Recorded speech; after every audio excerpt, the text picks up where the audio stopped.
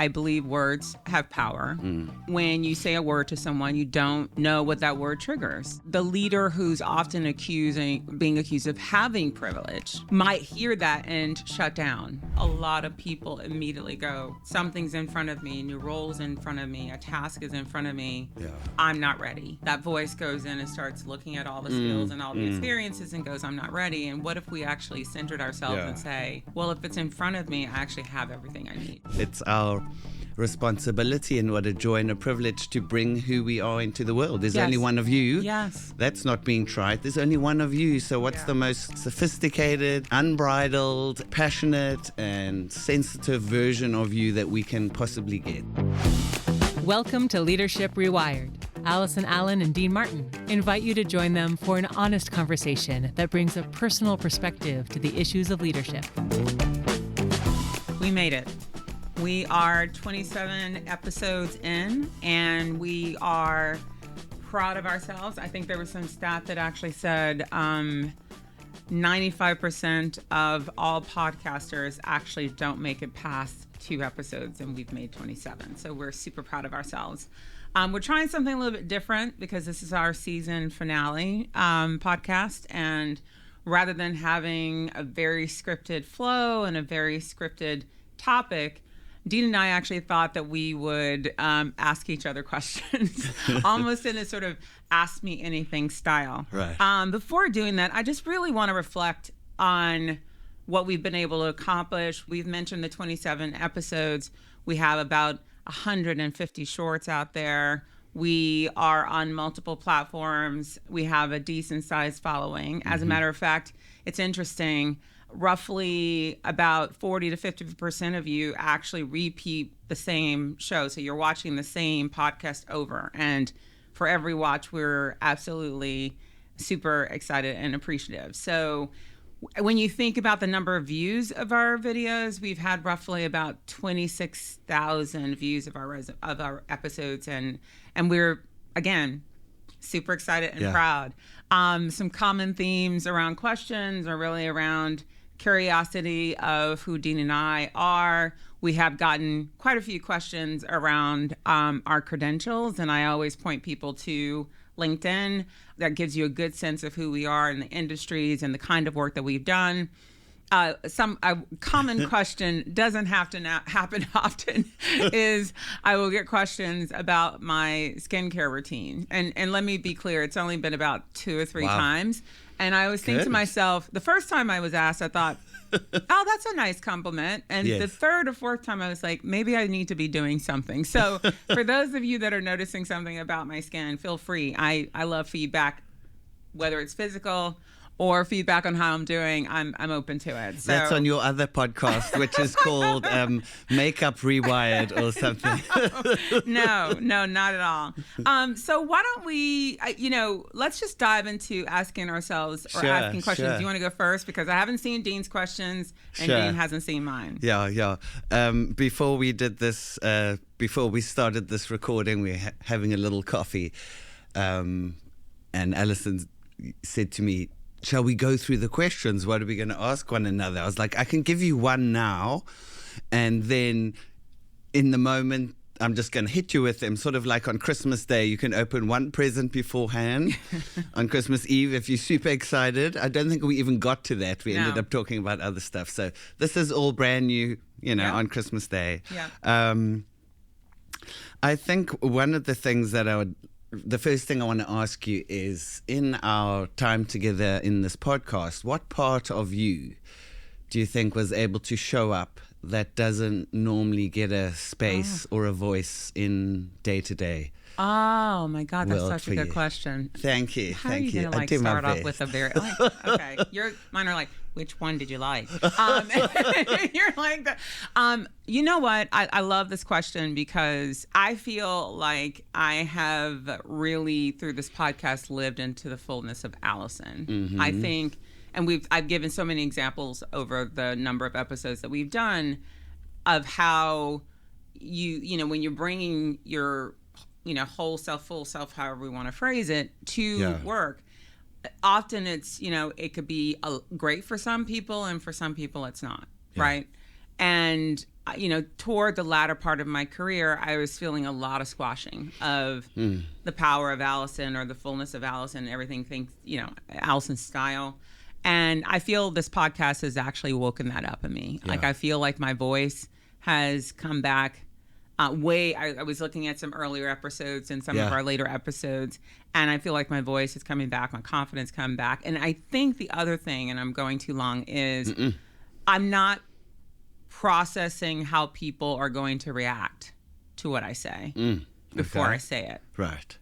I feel like I'm just saying it, and it's coming from my heart, and it's coming from who I am, and I'm hoping that the listeners in our community are relating to it. So. And what's allowing you to do that, do you think? I think it's okay, you got two. I have another one. That's just a follow-up question. I think what's allowing me is that this is a safe space. I feel like I don't feel threatened by you. You don't have any power over me. You're not you know what I mean? Like, I feel like this is a safe space. We've created this safe space for us. I feel like the community so far has been very thoughtful. I think it's just, I'm going to just go back to, I feel psychologically safe. Right, And I know we throw that around a lot, but I do. Yeah. And so I don't feel like there would be retribution from whatever I say. Yeah. If someone throws us a bad comment, it's like, okay. Thanks for listening. Thank you. But yeah. I feel psychologically safe, and I think that's what it is. Yeah. I love that so much. It makes me sad to think about any part of you and your brilliance and your sincerity and your expertise being squashed. Yeah. I'm also hearing, it takes time for that to kind of come back a bit. That's also what resilience is. But there's no shame in the fact that sometimes we have been asked to stay small or, made a choice about working in a particular way, and we're just going to keep it nice and clean and tidy for that organization or whatever, and there are parts of us that we can't display or share or bring. Yeah. And other times, there's a danger in doing that. There are consequences. There are negative consequences in doing that. So I love the fact that for you can okay, we want more of you. I think that's how I view life, actually. Yeah. It's our responsibility and what a joy and a privilege to bring who we are into the world. There's only one of you. Yes. That's not being trite. There's only one of you. So what's the most sophisticated and unbridled and passionate and sensitive version of you that we can possibly get? We need that in the world. So I'm glad it feels good for you. I'm glad I've got to share in some of that in this podcast. Yeah, so. no, I love this podcast. And I think, if there's therapy in this experience. Yeah. If that makes any sense. Yeah. And so, now I'm asking you a question. Okay, all right. Okay. Wow, that was a quick follow-up. All right. Through this experience and sitting behind that mic, and you do it from home, you've done it in the studio a couple of times, what do people not know about you? Know about how much work this takes, but also know about you through this process? Ooh, probably a lot of things. What do people not know about me? And what it takes to actually do this work? I think what is not apparent is the process or the years that it's taken to be able to speak in the way like you've just shared, to be able to say something and go, okay, well, I don't mind too much whether somebody's going to necessarily agree with me or not, or whether they're going to find this useful or not. I think it's not obvious that I would never have been able to do something like this podcast 5 years ago, 15 years ago. I didn't have the experience then. I hadn't done the work on myself at that point to be able to get to a place of, okay, this is who I am. This is all that I can possibly bring right now.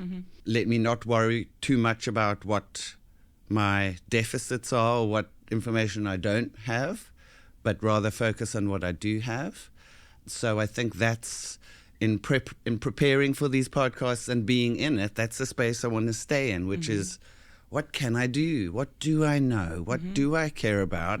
Stay in that, rather than mentally be thinking, oh, but I don't know enough about that, or I haven't done this work before, I haven't led in this way. That's okay. That's for another moment. I think behind the scenes, or, in my mind there, I'm doing a lot of reminding of just stick with you, stick with the center of Dean and what's important about my values, and let that come through in the conversation. And then it doesn't matter what actually happens. Yeah. I love what you just said, because there's a part of me when I hear what you just said, a lot of people get presented something and they start immediately going, am I capable? Right. Yeah. And what you're saying, or what I'm hearing you say, is you stay in the moment, and whatever the task is, you actually have what you need. Yeah. And you'll figure it out. Yes. Yeah.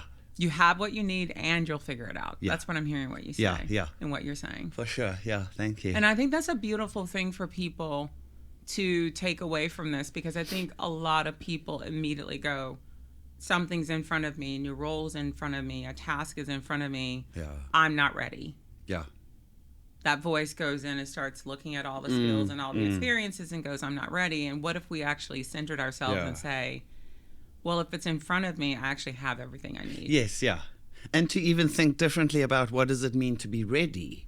What is that assumption I'm making around, well, readiness will require these things, and I don't have these things, so therefore I'm not going to do it. Yeah. Rather than, okay, here we are right now. And also, as we know, there are thousands of people who are taking action and doing things, whether they have the expertise or not. And go for it. Doing well. Yeah. Doing well in it. Yeah. Okay. You can see Allison's excited now. You're worried about all these questions. I'm like, no, I've got a lot here. Okay.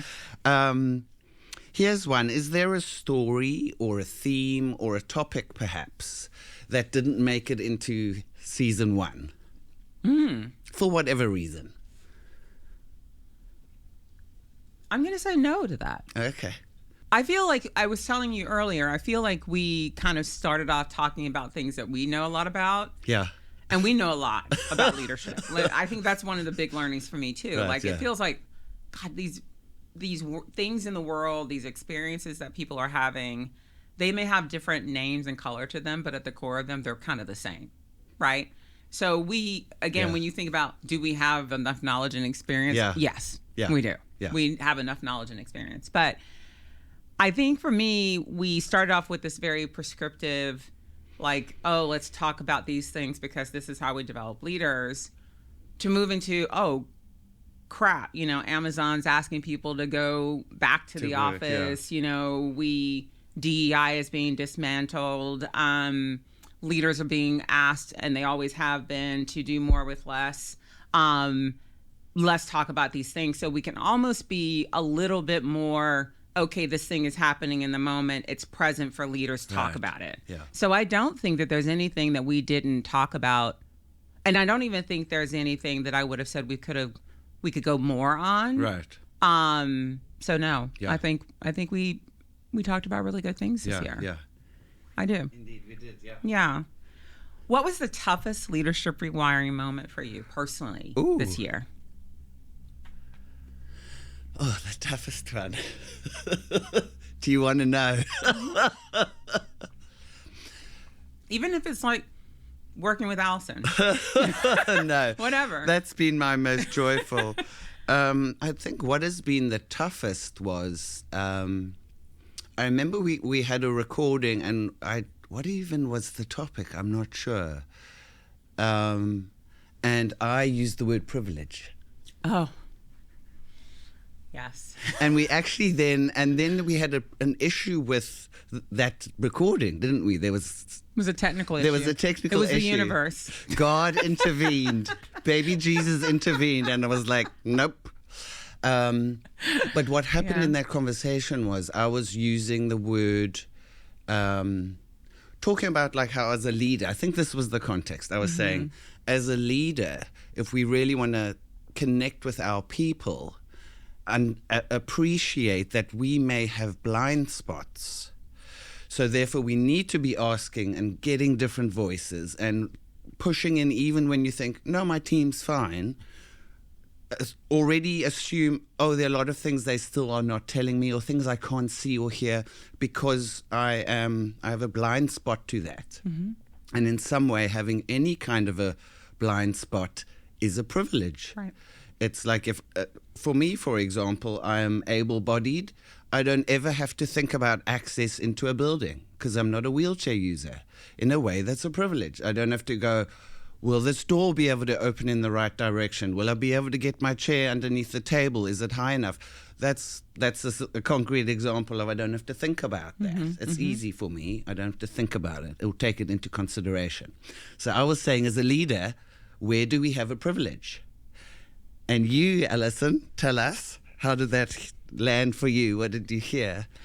Well, I'm going to give a little bit more context. Okay, do you? So we were talking about, we were doing our first real episode on DEI, I think. Oh, that's right, yeah. Because we had it's just never come up for us, and we were doing an episode. We have our scripts and our outlines, being as prepared as we are, and neither one of us follows those, but we just have them. And we have it there so we know that we're not following it, yes. There was just, I was caught off in the recording by the use of the word privilege. Yeah. And I think I've mentioned, but I'll say it now, I believe words have power. And I think when you say a word to someone, you don't know what that word triggers. Yeah. And for me, when Dean said it, I was kind of thrown off a little bit because I didn't actually know, I didn't fully understand the context and how it was being used. Yeah. And I was honest with you, it just started bringing up all these things for me, right? I think, and I was also thinking to myself, the leader who's often being accused of having privilege, and we don't have to define who that leader is, right? Might hear that and shut down. Right. So all of these things were going on for me. And that's because, correct me if I'm wrong here, because privilege is usually given that adjective before, which is white privilege. Yes. Yeah. Because, first of all, it came to me. It's like, okay, wait, what are we talking about? Right. A leader who might be a white person is going to hear this and shut down and not hear anymore. Right. Yeah. And I was just thrown off. So I didn't know how to respond. Yeah. Or if I wanted in the video for us to unpack it. Because when we unpack things sometimes, folks, we'll unpack things for like 2 hours. Yeah. And so I was just gotta clear your calendar, doing? yeah. So I was thrown off by it. And I guess I'm curious though, why was that the toughest leadership rewiring moment for you? Because we discussed it. Like what made it tough? I think it was a perfect example for me. It was like a meta example of how my privilege, I'm going to double down on this, of never having to think about how that word lands. So it was great. I mean, that we had a good debrief after that. Then we realized the recording didn't work. Then we recorded it again and it didn't go in that direction. Right. So in a way, it's like here, it's properly behind the scenes. And nobody got to hear that. But what was, and I wouldn't say hard, but I mean, it was like a push for me to go, oh God, of course. Yeah. Even that is something I don't have to concern myself about. Some of these words don't land in the same way as they will for you. Yeah. Yeah. Big learning moment. And learning is sometimes it's delightful and serendipitous, and other times it's like, woo, okay. It can be, is the word affronting? Affronting. It's like, okay. Yeah. Yeah. But I think that's also the beauty of the combination of you and I. Is how we come at things and our willingness to listen and our willingness to learn. Yeah. That, and by the way, I want to say at the end of that discussion where we were unpacking why the word privilege was causing something physically, Dean said at the end of the conversation, I reserve the right to still use the word. Why? Did I? Oh my God. At least I know now why. And so in my response, I can give some kind of response to I it. think I said if we were going to record this again, I would still say that.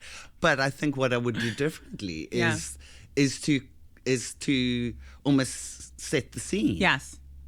And understand the context, or to invite some inquiry into that and say, hey, I'm going to talk about a concept now. This is the word I use. What does it feel like for you? Does it take you down that?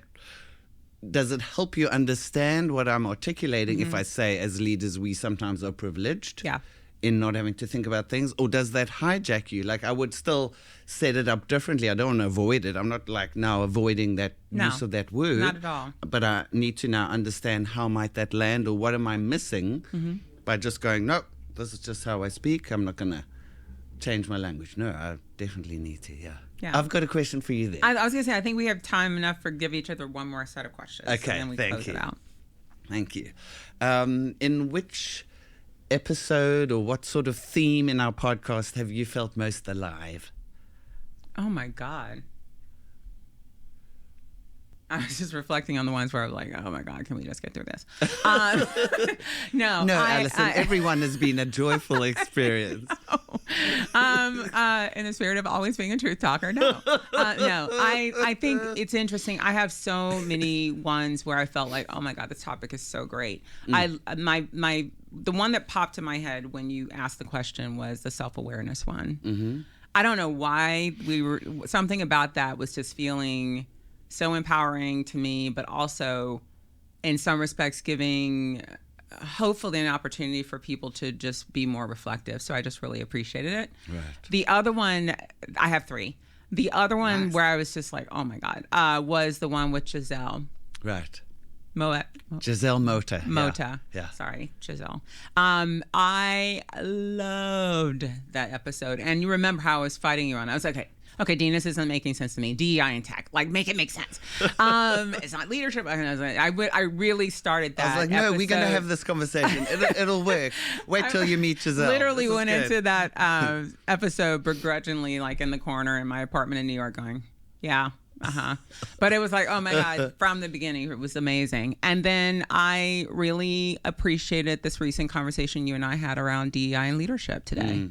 I thought it was really about giving leaders what they need, especially when it's being dismantled around them. So those are my three favorite. Okay, this isn't my question, but I'm going to throw it back at you. So what about you?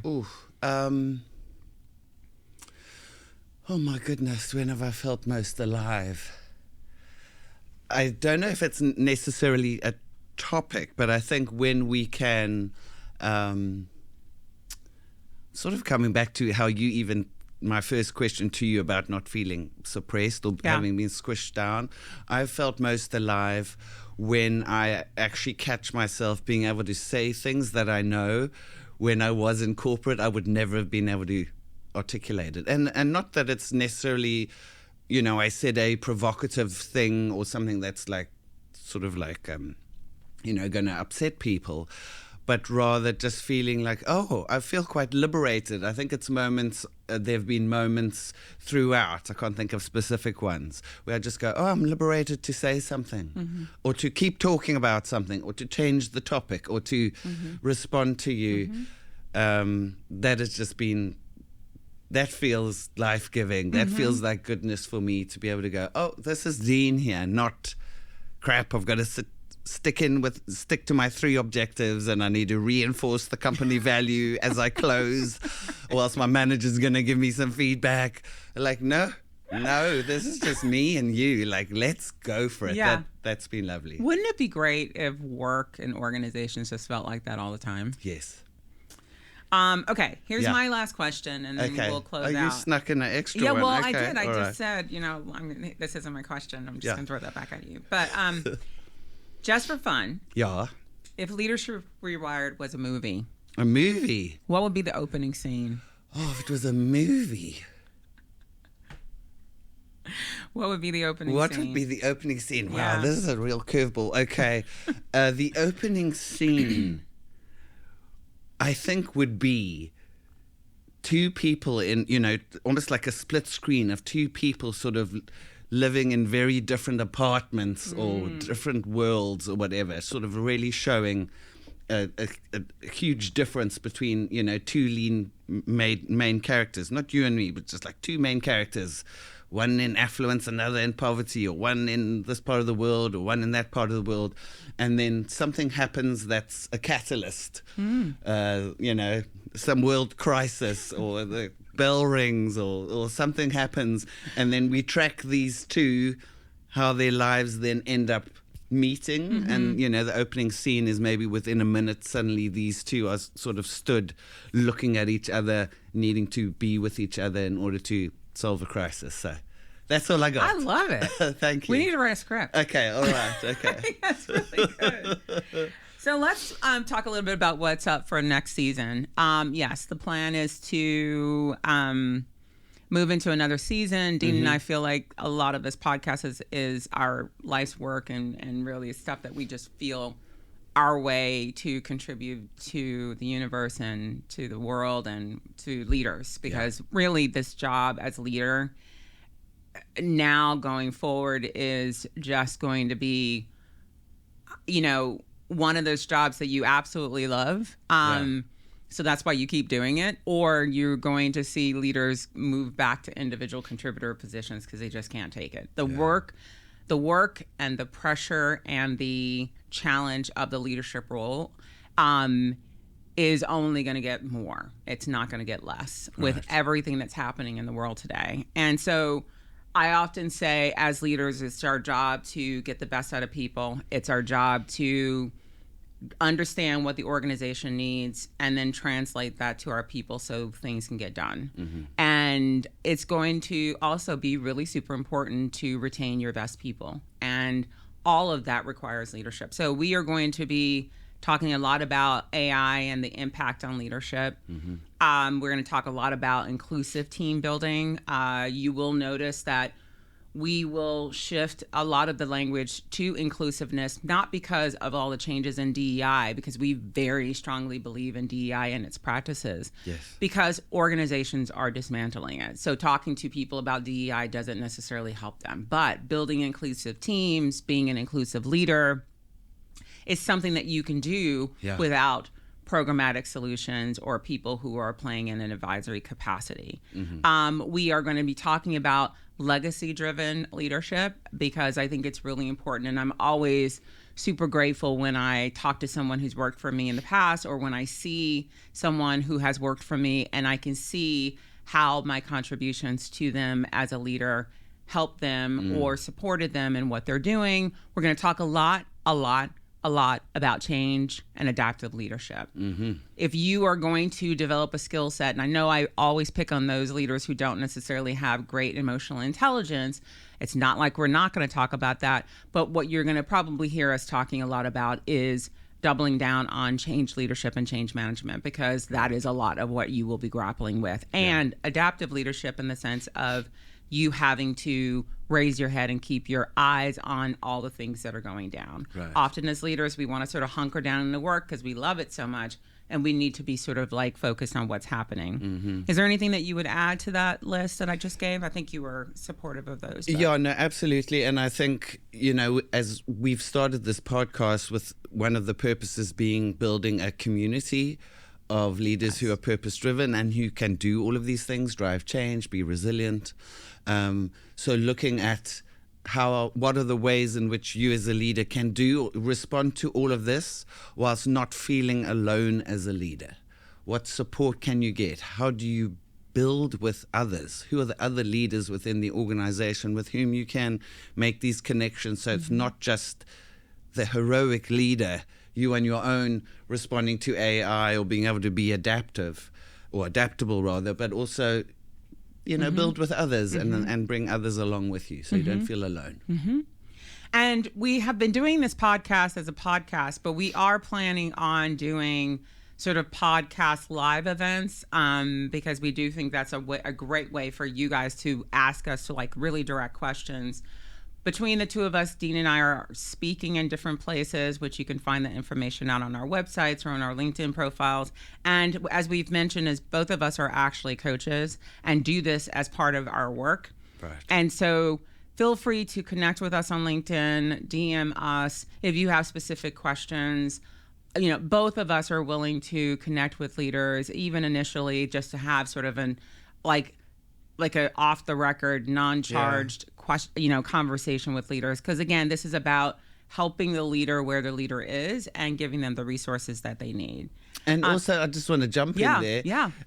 This is also, I know how you work, Allison, but, you know, our podcast is called Leadership Rewired because we want to do things a little bit differently. Yes. Let's reimagine it. The same thing is also true for how you and I respectively engage with our clients Yes. or how we do coaching. Yes. So whatever you may think about, oh, I don't know if I want an executive coach or what the hell is coaching or how do I connect with them? Let's rewire that too. Yes. There are all manner of ways in Yes. which we can get to work with you or support you Yes. and your business and your teams. Like, let's go for it. Let's create something wonderful together. Yes. Do you want to talk a little bit about Wider Wingspan and what's behind that? Yeah. The executive coaching and leadership development practice or business that I lead is called Wider Wingspan, which talks about how can you, whatever your wingspan is, what does more look like? How can you really build your strengths? So working with teams, I work with teams within corporate and also have individual one-to-one clients working in all kinds of industries, supporting them as leaders in what are their individual goals, what are the challenges they face within their jobs currently, how do they actually make creative moves to achieving more of that and feeling good about themselves, increasing that wider wingspan for themselves. So have a look at that website or get in touch with me if you'd like to work with me or hear more about the kind of ways in which I can support you and your leadership and your organization. Yeah. Yeah, thank you. No. So if this season spoke to you, and I mean really spoke to you, you know, DM us, give us feedback, give us comments. If there are topics that you think we should be talking about and we need to talk about more specifically, please leave a comment again or get in touch with us and let us know how you'd like us to focus our time and energy. Again, we're going to always hope, dream that we are talking about relevant topics that are going on today, but we absolutely just want to make sure that we're talking about what you need to hear. Right. Share this podcast with someone who you think could benefit from it. Again, we have it on most of the sort of podcast platforms, but if there's somewhere we are not, let us know. And we will be back soon. And just keep remembering, the goal is to lead with clarity, lead with understanding and empathy, making sure that you're taking care of yourself, because you cannot lead and lead effectively if you are not taking care of who you are. And we're here for you. Yeah. So until next time, thank you so much and take care. Thanks, Allison. Thank you. Thanks, everyone.